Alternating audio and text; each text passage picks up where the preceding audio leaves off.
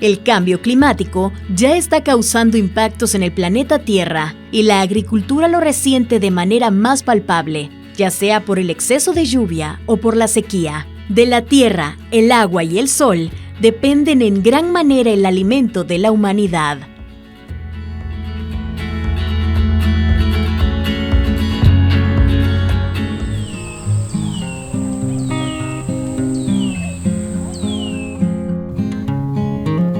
Primera vez en la historia, yo tengo 50 años de ser agricultor, de estar produciendo. Desde pequeño nos enseñaron la agricultura y le digo de que primera vez en la historia que yo veo que hay un invierno así de seco. Ahora, gracias al cambio climático, pues ya no tenemos esa misma condición. Entonces, el agua no está, digamos, en los tiempos que se necesita para los cultivos. En El Salvador, el cambio climático tiene múltiples efectos, entre ellos el aumento de temperatura, aumento de lluvias más intensas y sequías prolongadas. Esto está impactando en los medios de vida de las y los salvadoreños, por ejemplo, en la agricultura. Estos son los ejemplos del tiempo climático que estamos viviendo, mire, los cuales pues no tendrían que ser estos, nuestros cultivos.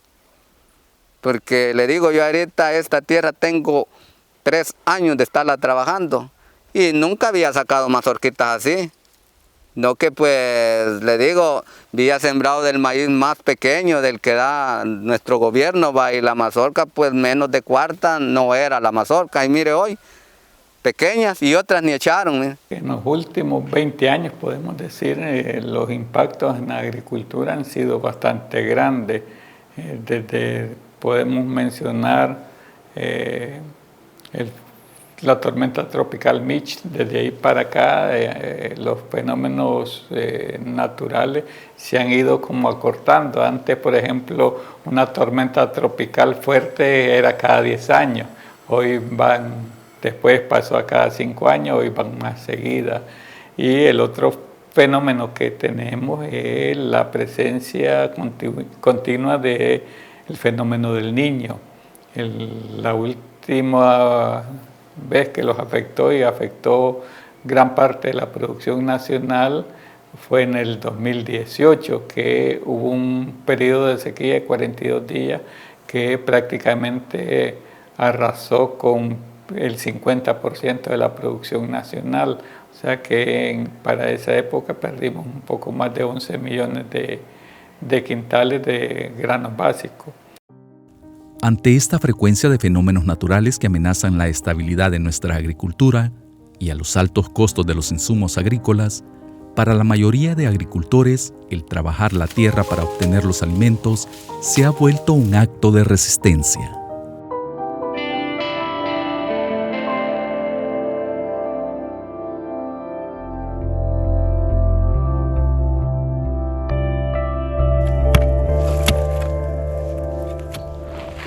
Uno es necio en la agricultura, no porque en la agricultura realmente no estamos ganando. O sea, aquí porque sembramos más para que por lo menos tengamos la comida nosotros en nuestros hogares. Nosotros producíamos aquí 120 manzanas de maíz y 80 manzanas de frijol, 40 de mayo y 40 de verano mínimo. No, hombre, ahorita es bien poco lo que estamos sembrando. O sea, hay una gran desmotivación del agricultor. Usted puede ver el frijol ahorita naciendo está y no emparejado porque realmente la humedad no es suficiente. Si usted va a ver por parte del suelo está seco. No hay humedad suficiente. El NOAA está diciendo que los meses de agosto, septiembre, octubre vamos a estar arriba del 90% de posibilidades de que el fenómeno del Niño afecte. Eso quiere decir que vamos a tener menos del 10% de posibilidades de lluvia. Es preocupante, porque como le digo, la familia ha sacado de su bolsa como para poder montar este cultivo y confiando en Dios que venga la lluvia. Pero los estudios no nos están dando buenas señales de que haya. En este momento tenemos estas que son depresiones, que son tormentas, bienvenida a la que venga, todo y cuando no nos cause mayor daño, ¿verdad? Pero en este momento ese es el agua que nos está llegando. Bueno, en los años anteriores no se daba este cambio, porque nosotros ya teníamos una fecha, a tal fecha vamos a sembrar y era seguro. Anteriormente, los agricultores de la zona contaban con un sistema de riego que provenía de uno de los 2 ríos aledaños. Este sistema de riego representaba una fuente vital para la agricultura local durante generaciones, permitiendo una amplia variedad de cultivos de manera eficiente y sostenible. Contábamos con el sistema de riego de Lempa Caguapa. Vino Lempa y se lleva el sifón, justo el que pasaba debajo del río, se lo llevó y quedamos incomunicados, teniendo el agua justo pasando a la par donde nosotros, pero no tenía esto de alimentar el canal. Se han hecho algunos esfuerzos, pero no se ha podido.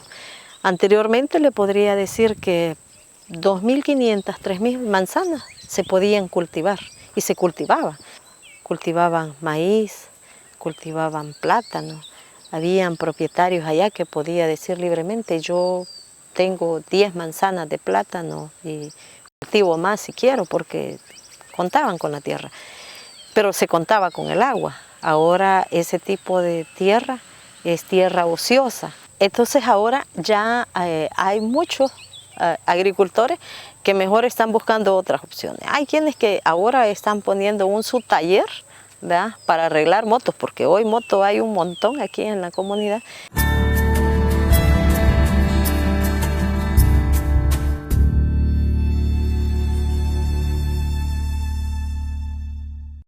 Aguachapán, aquí en la zona norte, ¿verdad?, lindando hacia Guatemala, ¿verdad?, en la zona de las Chinamas, ¿verdad?, es el corredor seco que se extiende hasta San Lorenzo, el otro municipio aledaño, pasando por Atiquizaya, se extiende el corredor seco y las lluvias han disminuido drásticamente.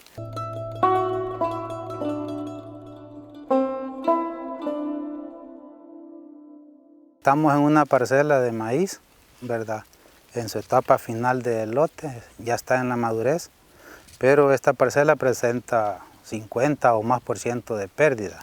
Podemos observar esta planta, ¿verdad?, que tiene achaparramiento, una flor, ¿verdad?, su inflorescencia no logró salir, encarrujamiento de la hoja, la caña de maíz es delgada, ¿verdad?, y el crecimiento de las raíces ha sido muy poca.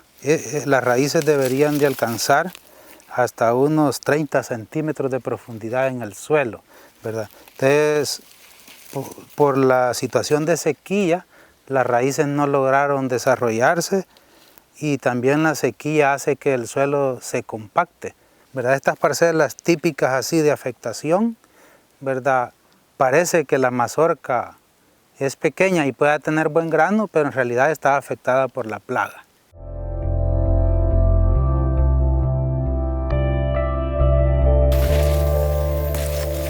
Y ahí estamos con la esperanza de que nuevamente el maicillo que estamos sembrando, el sorgo, nos pueda ayudar y nos pueda recompensar en la cosecha que nosotros hemos perdido. Yo cultivo 1,5 manzanas.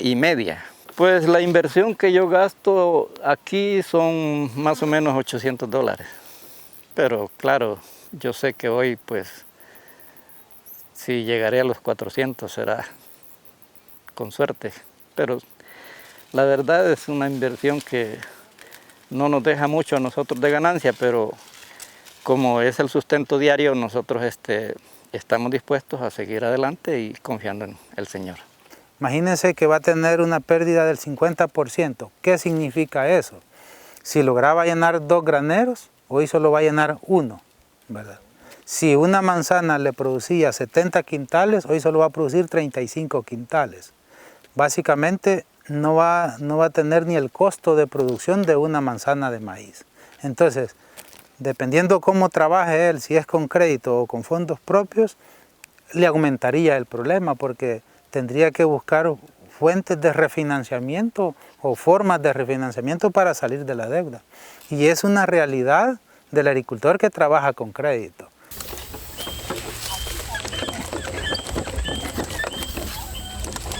Nosotros hemos andado trabajando aquí surco por surco, bombeando. Y ahí se ve lo que tiene que haber de producción y lo que no hay. Entonces aquí yo le digo, lo veo por mitad, aunque usted vea verde la matita, pero aquí la ve, esto no tiene nada.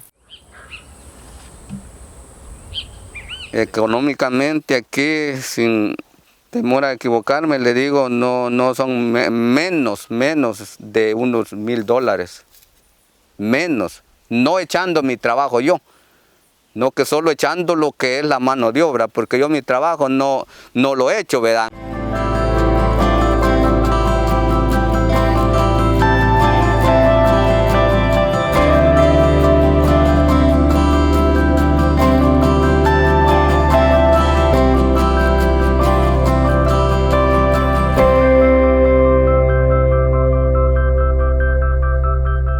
El efecto ha sido general en todos los cultivos, ya sea maíz, sea frijol, sea hortalizas, el ganado, incluso los pastos. Todo ha tenido efecto el fenómeno ahorita, todo nos ha afectado. Nosotros hemos dicho con claridad que si no hay producción en el campo, lógicamente no va a haber alimento en las ciudades. Hemos dicho el año pasado, por ejemplo, en el ciclo agrícola 2022-2023, nosotros decíamos que íbamos a tener un déficit de 5.090.000 quintales. Al final de los resultados tuvimos un poquito más de esa cantidad por la tormenta tropical Julia, que lo afectó con 1 millón de quintales de pérdida. En la primera cosecha del ciclo 2023-2024, hay una disminución de 1 millón de quintales de maíz y 38.000 quintales de frijol. Las pérdidas en ambos cultivos ascienden a los $46.7 millones, afirma la Cámara Salvadoreña de Pequeños y Medianos Productores Agropecuarios, CAMPO. Este descenso en la producción de 2 de los cultivos fundamentales del país resalta la importancia de abordar de manera urgente los desafíos que enfrenta la agricultura local. Entonces es una situación difícil para la seguridad alimentaria del país. No sabemos qué va a suceder con el sorgo, ¿verdad? Ahorita se está sembrando, es el tiempo de siembra, y el sorgo se utiliza para la alimentación animal, para la producción de huevos y la producción de carne, digamos, de gallina, ¿va? De los pollos, siempre de campo. Nosotros hemos dicho en reiteradas ocasiones que el problema principal que tenemos o que tiene el sector agropecuario es que no existe una ley nacional, una política nacional agropecuaria. Al no existir esa política nacional, la agricultura se maneja al criterio del ministro de Agricultura en turno. Por ejemplo, en el gobierno de Mauricio Funes hubo 2 ministros de Agricultura, Manuel Sevilla, quien denunció intentos de manipulación política del programa de semilla mejorada, y López Suárez, quien prometió desarrollar un ambicioso plan de agricultura familiar. Durante el gobierno de Sánchez Serén, el ministro de Agricultura y Ganadería, Orestes Ortiz, prometió dar continuidad al programa de agricultura familiar y llevarlo a los 262 municipios del país con el fin de garantizar la soberanía alimentaria nacional. Bajo el mandato del presidente Bukele, se ha experimentado una rotación de 4 ministros de Agricultura, cada uno con ideas y enfoques divergentes. El primer ministro de Agricultura, Pablo Alencar, se dedicó solo a las importaciones. A él no les preocupó nada por el sector agropecuario, sino por las importaciones. Llegó el segundo ministro, comenzó a hablar del famoso plan maestro de rescate al sector agropecuario. Total que no consiguieron el dinero, no se comenzó a implementar. Llega el siguiente ministro, el ministro Enrique Parada, y comienza a hablar de la producción histórica, que íbamos a tener un año con una producción histórica porque iban a dar 600.000 paquetes. Y el siguiente ministro, que es el que está en turno, no sabemos nosotros cuál es el planteamiento, porque ha sido un ministro ausente. No ha estado ni dentro de los medios de comunicación, ni dentro del territorio nacional. Yo le digo, es lamentable que ahorita no haya un diseño, por lo menos para los distritos de riego.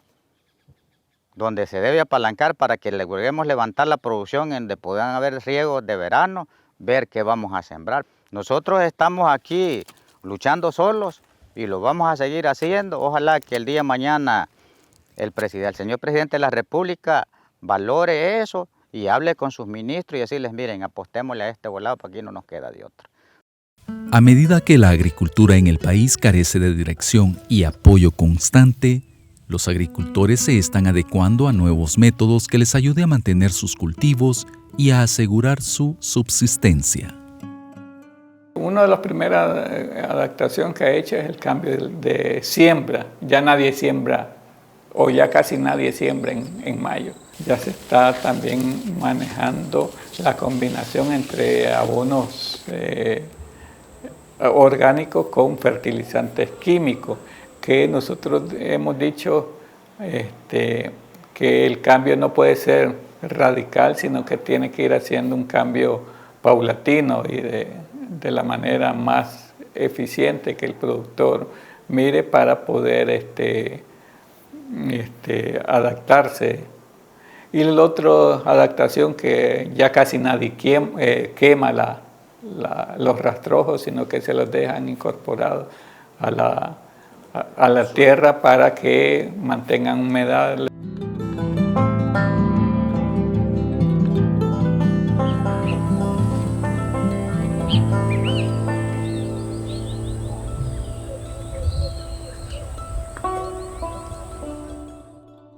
Nosotros ya estamos trabajando en eso, incluso yo empecé a hacer ensayos con siembra de yuca. Ya tenemos unos yucales ya, estamos sembrando cítricos, naranja y mandarina, y estamos viendo qué otros rubros vamos a ir metiendo, que sean más resistentes al cambio climático. Y la otra situación son las variedades de maíz que estamos sembrando, frijol, y también estamos viendo cómo conservar los suelos. En Aguachapán hay algunas parcelas demostrativas, o sea, la idea es irle diciendo a la gente, esto sí resulta. El problema es que han como satanizado los abonos orgánicos, y que estos abonos orgánicos son de tarde evolución, que al inicio baja la producción, pero se ha demostrado que no. Como ustedes pueden observar acá tenemos lo que es un maíz criollo. Este maíz criollo es conocido como Ulupilser, ¿verdad? Y si ustedes pueden ver, el tamaño de la mazorca es bastante bueno, bastante aceptable, tiene un buen espesor. Vamos a ver el llenado de la mazorca, ¿verdad?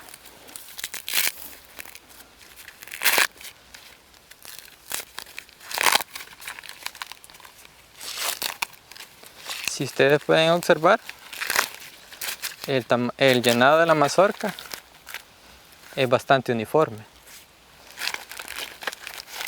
No hay presencia de que hubo plagas. Una mazorca totalmente hermosa. De este lado nosotros tenemos lo que es un híbrido.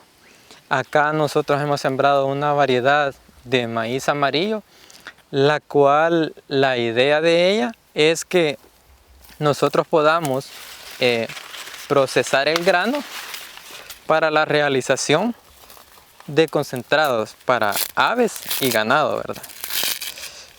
Eso con la idea de disminuir los costos, ¿verdad? Porque actualmente los costos de los concentrados en el mercado están bastante elevados. Otro de los grandes beneficios que nos ofrecen los abonos verdes es que al realizar una cobertura en el suelo podemos lograr lo que es la disminución de maleza. ¿Y qué logramos con la disminución de maleza?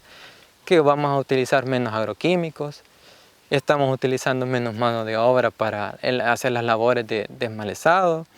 Entonces los costos de producción tienden a bajar, porque aproximadamente acá una manzana anda rondando alrededor de $700 el costo de ella, ¿verdad? Mientras que un agricultor tradicional, me atrevo a decirles que anda entre 1.000 a 1.200 los costos, y las producciones que van a tener no son las adecuadas. Estas parcelas se han trabajado de una manera diferente. Sí, pero están en la misma área del corredor seco. Hemos tenido los mismos días de sequía que los otros agricultores. Lo único diferente que hemos hecho nosotros es, una, cambiar lo que es la semilla, y dos, cambiar las fuentes de fertilizantes para mitigar lo que son los efectos de los cambios climáticos. Creemos que el problema de la agricultura no es un problema ni de izquierda ni de derecha, sino que es un problema de todos, por lo tanto lo tenemos que resolver en todo. Para la agricultura no hay mucho futuro. Y lo único que encontramos nosotros es que los que ya estamos amañados a esto lo vamos a seguir haciendo, bajo cualquier condición. Porque han habido temporales, ha habido guerra, ha habido de todo, pero nosotros los mantenemos.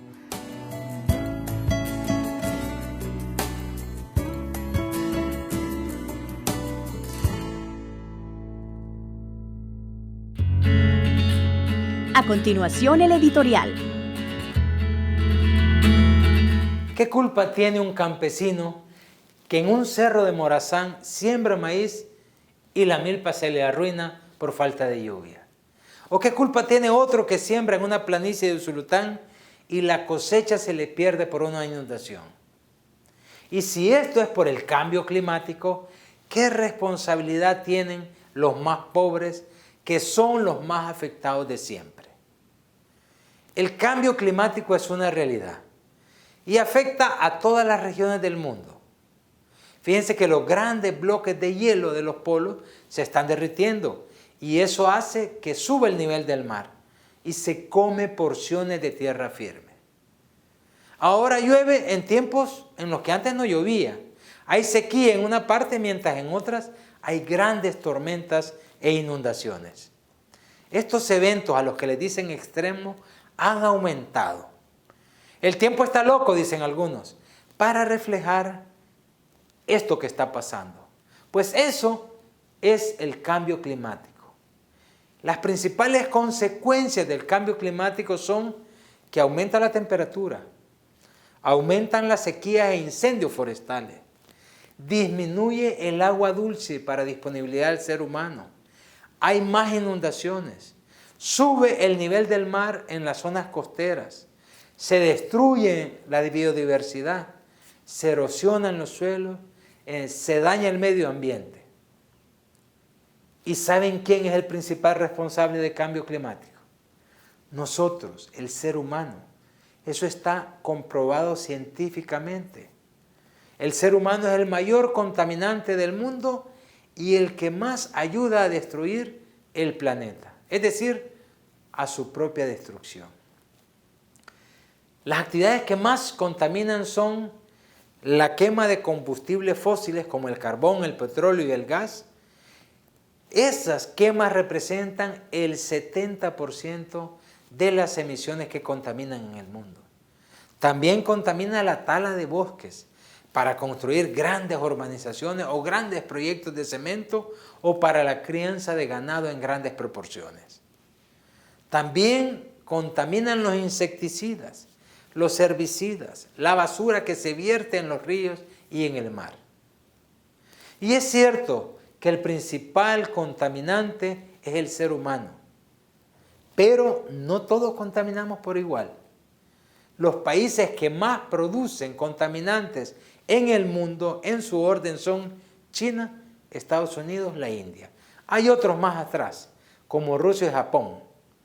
Ellos causan gran daño al planeta y con ello gran daño a la humanidad. Hasta ese hombre en Morazán que no sabe por qué llueve, por qué no llueve, o el que está en Usulután y no sabe por qué se le inunda la cosecha, son afectados por el cambio climático. Pero hay formas de cuidar mejor el planeta. Cada uno y cada una podemos colaborar a no destruirlo. Es más, podemos colaborar a protegerlo. Las grandes potencias que contaminan deben hacer algo radical para evitar la debacle, pero gastan mucho más en guerras que en cuidar el planeta. De nuestra parte, hagamos lo que nos corresponde para poner nuestra partecita en el rescate de la casa común, que es la única que tenemos.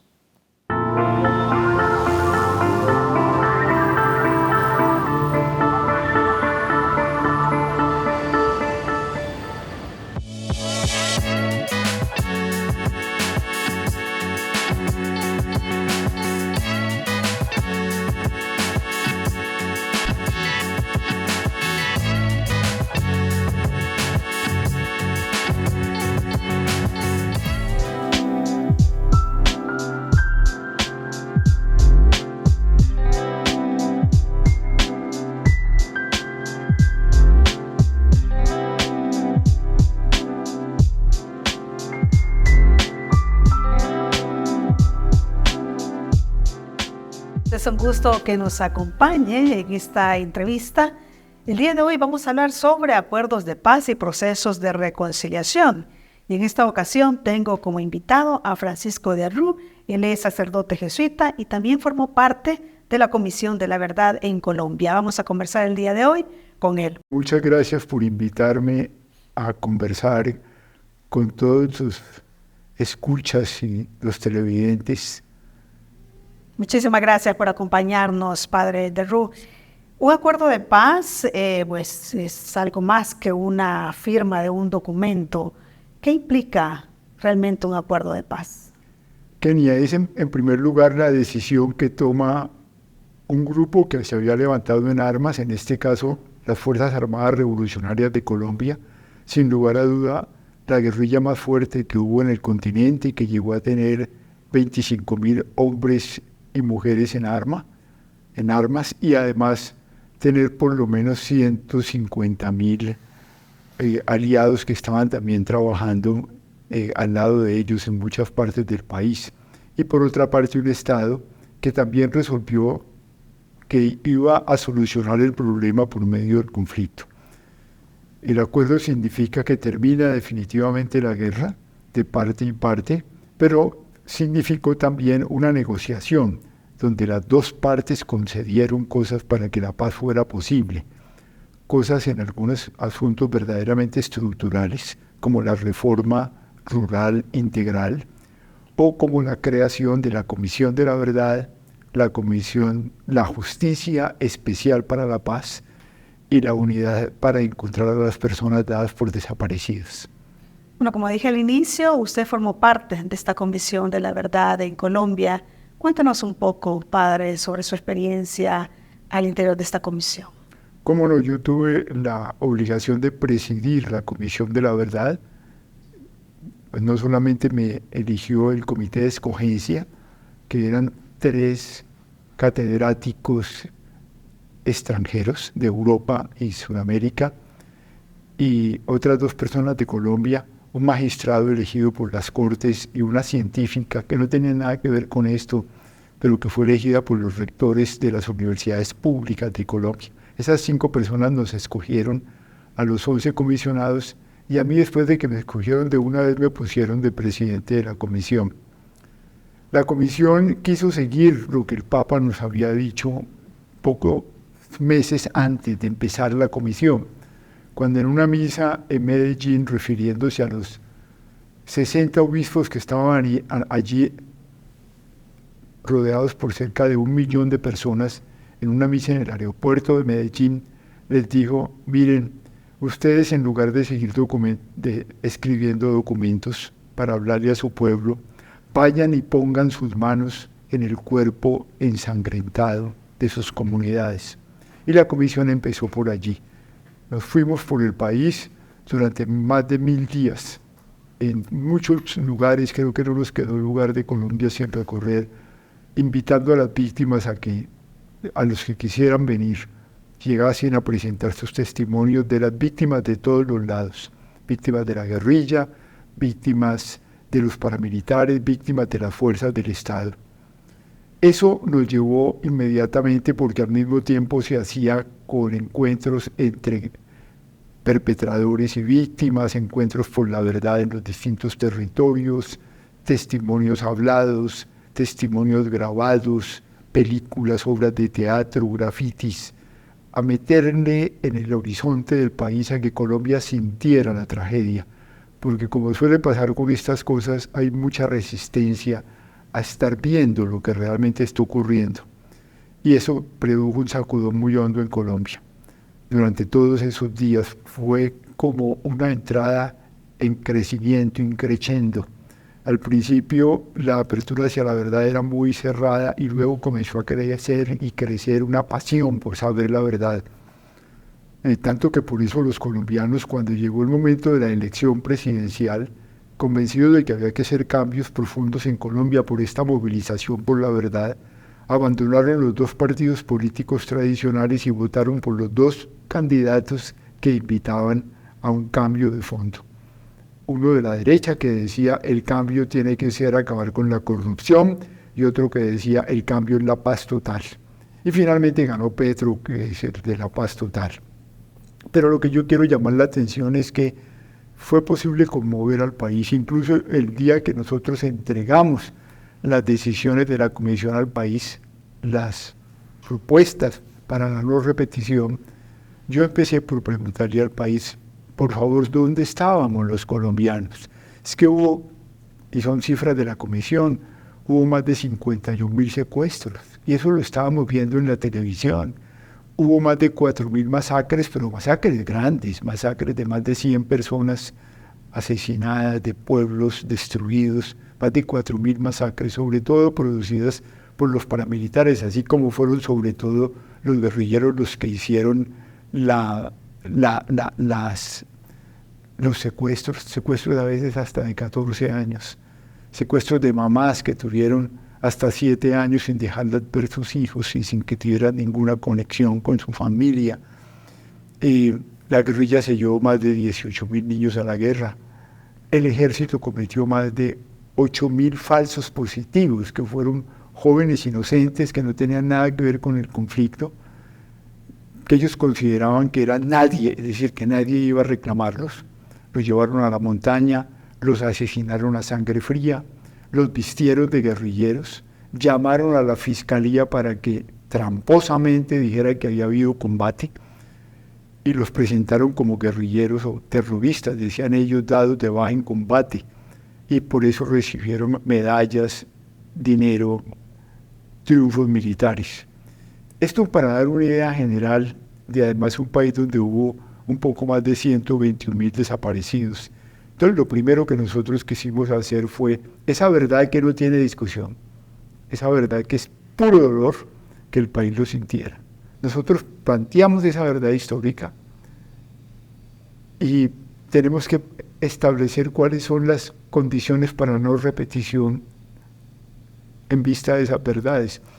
Pero existe la Jurisdicción Especial para la Paz, que hace la verdad jurídica, que tiene que llamar a cada uno de esos perpetradores, es decir, a cada uno de esos criminales de guerra, a someterse a un juicio que está basado en la verdad. Esto es muy importante para la reconciliación, porque todo esto es para llevar el país a una reconciliación. Y entonces, si la persona dice la verdad, entra al Tribunal de Justicia Restauradora, en que tiene que decir la verdad otra vez con cuidado delante de las víctimas, y donde la sentencia depende mucho de lo que las víctimas también pidan que esa persona haga para reparar el sufrimiento de las víctimas, pero no con un propósito de venganza, porque no es una justicia vengativa en que te voy a hacer sufrir lo que me hiciste sufrir a mí y a mi familia, sino aquí nos vamos a restaurar todas. Tú nos vas a restaurar a nosotras y nosotros, las víctimas, nosotros queremos que tú te restaures y entres a formar parte de este país. Es una justicia muy basada en el pensamiento cristiano, de que Dios quiere el bien de todos finalmente y la reconciliación entre todos.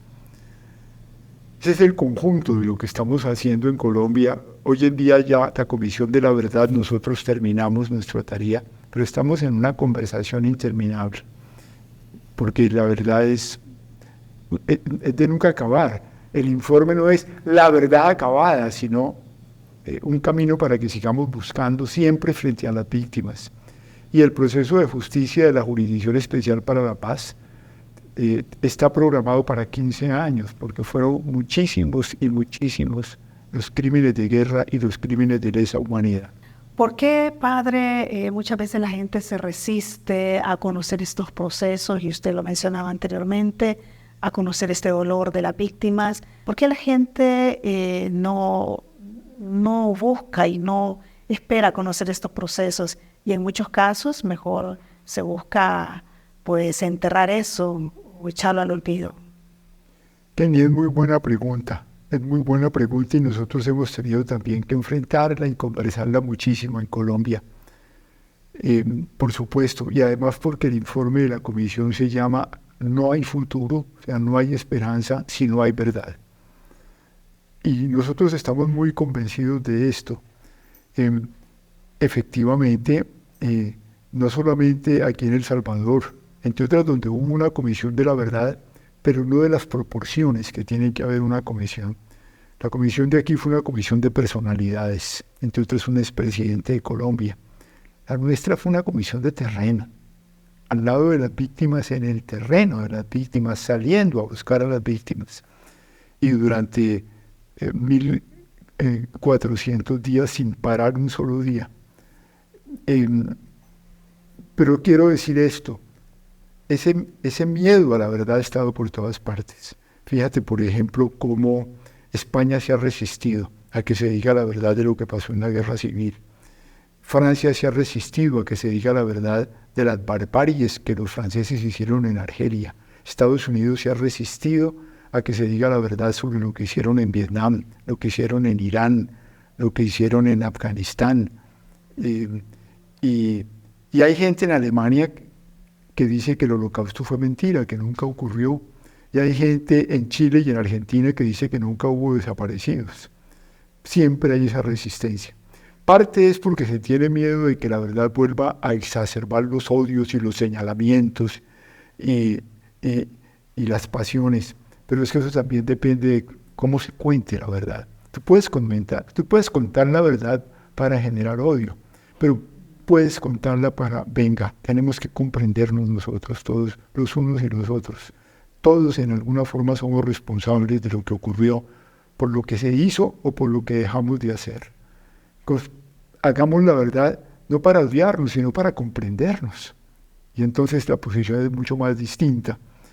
Y claro, yo quisiera invitar a El Salvador a que no le dé miedo a esto. Ojalá lograran ustedes tener unas personas de absoluta independencia de los partidos políticos, capaz de ver con la misma mirada a las víctimas de todos los lados, pero que eso no se quede así. Nosotros decimos en Colombia, si eso se queda así, eso se hincha. No importa el gobierno que venga, no importa lo que hagan por echarle tierra a lo que pasó, no importa las formas de control social que impongan, tarde o temprano el dolor, el grito de las víctimas vuelve. ¿Hay una diferencia entre negociar con estos grupos armados, insurgentes, y con grupos pandilleriles? Claro, hay una diferencia fundamental. Con los grupos criminales, sea porque están metidos, es decir, porque generalmente viven de la economía criminal. Eso es lo que hace un grupo criminal, de la extorsión, del robo, del secuestro, así sean pequeños secuestros, de la cocaína. Con los grupos criminales organizados ya en bandas, no se negocia, cuidado, no se negocia. Porque usted no, el Estado, la institución, no puede negociar con quien no está actuando en política, sino que se llegan a conversaciones donde hay procedimientos. Por ejemplo, vamos a hacer un cese al fuego mientras estamos conversando, pero las conversaciones no son para negociar, son para el sometimiento a la justicia. Otra cosa es que en el sometimiento, como lo hacen en Estados Unidos, lo hacen en muchas partes del mundo, que en el sometimiento tú hagas concesiones. Es decir, mire, si ustedes se someten ya, en lugar de tener que morir en la cárcel, van a tener una cárcel más corta, ¿me entiendes? Se hacen acuerdos que tienen que ver con el tipo de las penas, y en un buen acuerdo se exige que oigan a las víctimas. Ojalá fueran acuerdos como el tipo del esquema que tenemos en Colombia, cambiándole lo que haya que cambiar, pero no son acuerdos de impunidad, no son acuerdos de negociación, de que el Estado también tiene que cambiar cosas, ¿sí? Que las bandas te digan, yo cambio si el Estado cambia. No, usted se somete a la justicia. Si quiere, conversamos sobre la forma de la justicia, pero esto no se puede quedar impune. Pero usted se somete a la justicia. Nosotros no queremos humillarlo, no queremos bajarle la cabeza y someterlo a tortura, no. Nosotros queremos repararlo a usted. Usted lo queremos en nuestra sociedad. Vamos a hacer una justicia restaurativa. Hay que restaurar a las víctimas que usted hizo y se tiene que restaurar usted. ¿Me comprendes? Eso es otra cosa. Bueno, Padre, muchísimas gracias por haber estado con nosotros. Es un gusto haber conversado con usted sobre estos temas que es importante abordarlos, reflexionarlos, y son temas comunes que compartimos países centroamericanos, latinoamericanos, y bueno, y acá que hemos hablado sobre el caso Colombia y el caso El Salvador, y usted que ha tenido la experiencia de formar parte de estas comisiones, pues ha sido muy valioso también que nos hable un poco sobre su experiencia y también cómo ha visto, ¿verdad?, este proceso en otros países. Es un gusto que haya estado con nosotros. Muchísimas gracias. Gracias, Kenia. Gracias por la invitación. Y yo sí quisiera simplemente decir, en estos países de Centroamérica, de los que somos tan hermanos, no perdamos la esperanza de seguir luchando por el ser humano, en la riqueza de nuestras diferencias, pero sobre todo en la riqueza de nuestra dignidad. Construyamos juntos, no perdamos la esperanza. Bueno, ese es el mensaje que nos queda y la reflexión, ¿verdad? Tener esperanza, eso es muy importante, y en nuestro país creo que eso lo necesitamos muchísimo. Gracias por su fiel sintonía a este espacio.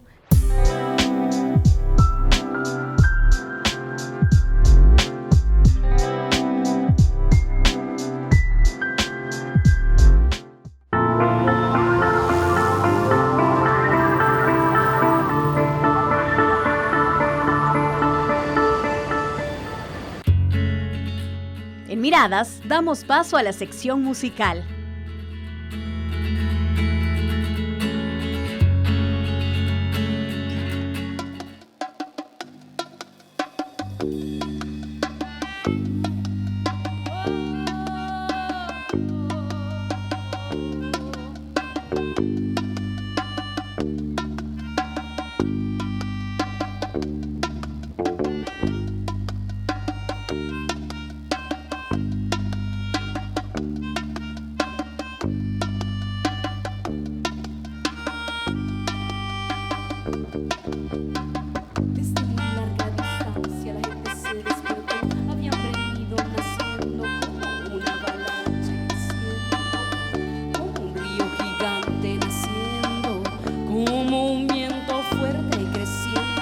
Como un ciclón, sí, como un ciclón,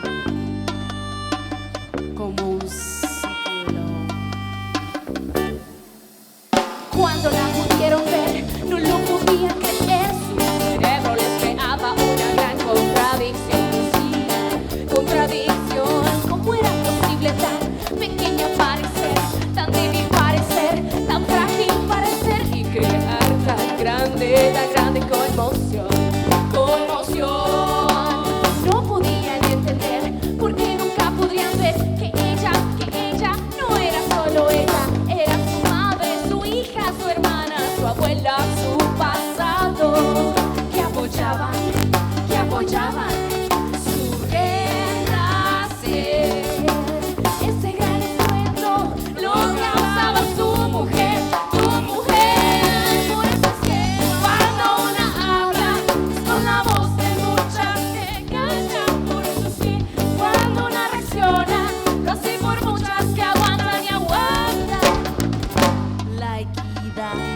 Llegar ya la equidad, hay que exigirla ya. No me digas lo que me debe tocar, que estoy viva y no quiero callar más. No me digas lo que me debe tocar, que estoy viva y no quiero callar más. Callar más. Cuando la pudieron ver, no lo podían creer, su cerebro les creaba una gran contradicción, sí, contradicción. ¿Cómo era posible tan pequeña parecer, tan débil parecer, tan frágil parecer y crear tan grande conmoción, conmoción? No podían entender porque nunca podían ver que ella no era solo ella, era su madre, su hija, su hermana, su abuela.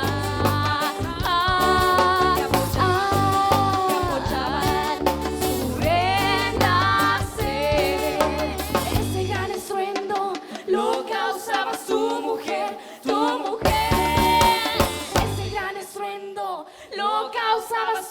mujer, tu mujer. Por eso es que cuando una habla es con la voz de muchas que callan. Por eso es que cuando una reacciona lo hace por muchas que aguantan y aguantan. Por eso es que cuando una habla es con la voz de muchas que callan. Por eso es que cuando una reacciona lo hace por muchas que aguantan y aguantan. Aguantan y aguantan. Aguantan y aguantan. Aguantan y aguantan. Aguantan y aguantan.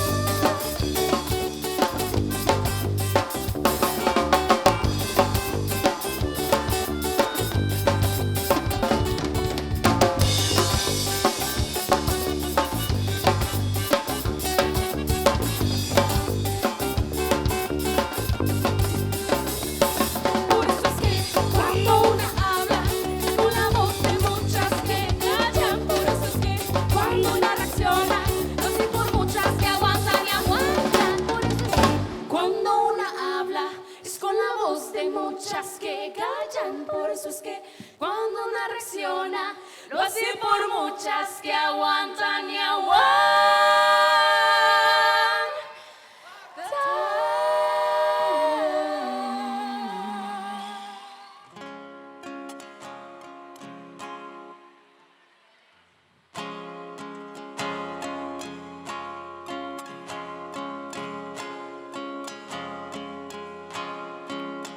Cambia lo superficial, cambia también lo profundo, cambia el modo de pensar, cambia todo en este mundo, cambia el clima con los años, cambia el pasto su rebaño, y así como todo cambia, que yo cambie no es extraño.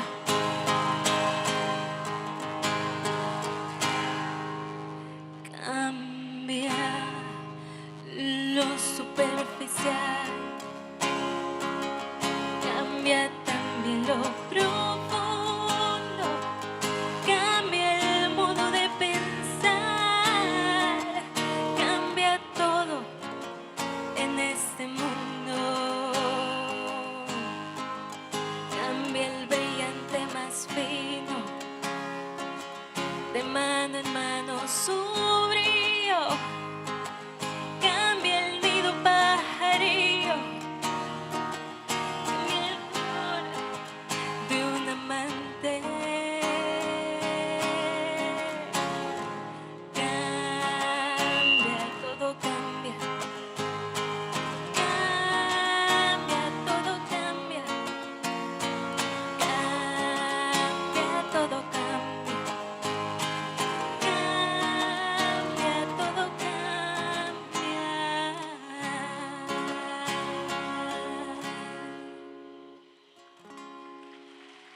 Muchas gracias.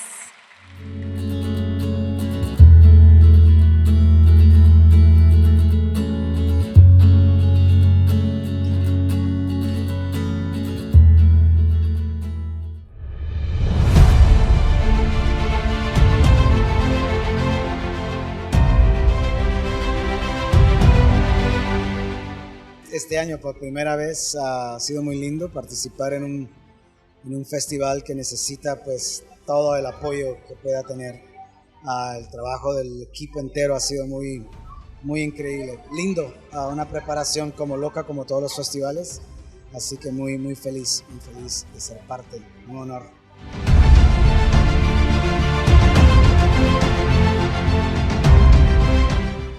Pues esa era como una meta increíble que tuvimos desde un tiempito con los productores. Queríamos traer la película El Salvador porque pues soy salvadoreño, aunque la película se rodó en Colombia.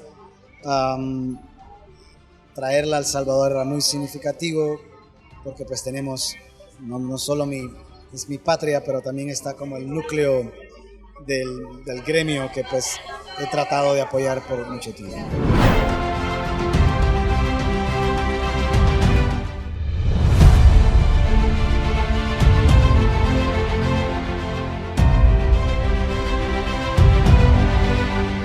Pues la verdad es muy satisfactoria. Vi que el número de producciones de ficción hay bastante.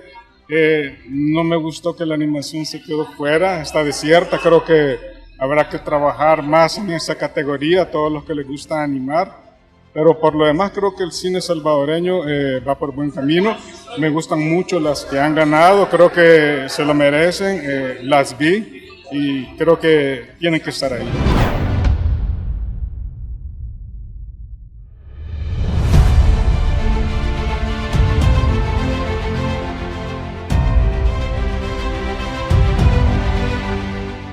Bueno, me ha encantado un montón el Festival Ícaro. Yo creo que siempre es como un referente para la región. Yo creo que es bastante importante, ¿no?, el Ícaro en cuanto a las producciones, en cuanto a la visibilidad que se le dan a las obras y en general pues para disfrutar el cine, ¿no?, que es lo que a todo el mundo le gusta.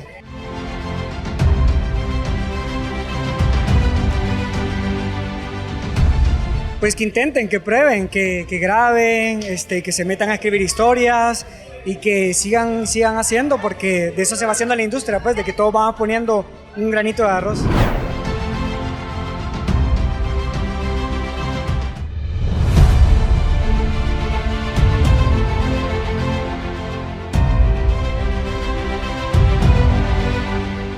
Es súper especial para mí, porque creo que la gente no se da cuenta de lo importante que es impulsar a nuestros cineastas salvadoreños. Y recibir una mención de que uno está haciendo su parte es extremadamente abrumador. Así que muchas gracias por eso y espero poder seguir contribuyendo todos estos años porque nuestros cineastas salvadoreños se lo merecen.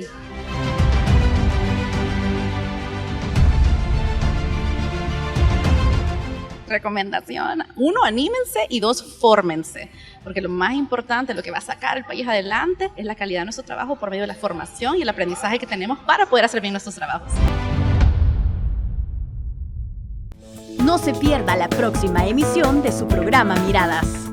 Todo este control institucional por parte del presidente le ha permitido, entre muchas otras cosas, la reelección, por ejemplo, y que se estén adoptando medidas que son violatorias de derechos humanos, como el régimen de excepción.